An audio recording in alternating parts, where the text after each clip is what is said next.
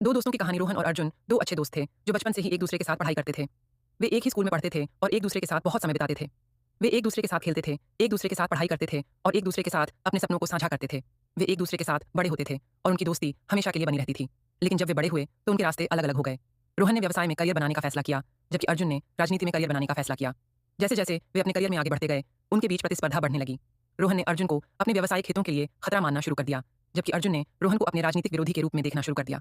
एक दिन उनके बीच एक बड़ा विवाद हुआ। रोहन ने अर्जुन पर अपने व्यावसायिक हितों को नुकसान पहुंचाने का आरोप लगाया, जबकि अर्जुन ने रोहन पर अपने राजनीतिक विरोधियों के साथ मिलकर काम करने का आरोप लगाया।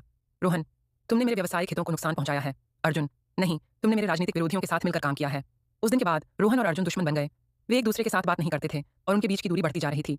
वे दोनों अलग अलग दुनिया में रहते थे, जहां एक दूसरे के लिए कोई जगह नहीं थी। रोहन और अर्जुन दोनों ही अपने फैसलों पर पछताते थे, लेकिन वे एक दूसरे से बात नहीं कर सकते थे। सबक इस कहानी से हमें यह सीखने को मिलता है कि कैसे प्रतिस्पर्धा और शक्ति की लड़ाई दोस्ती को नुकसान पहुंचा सकती है।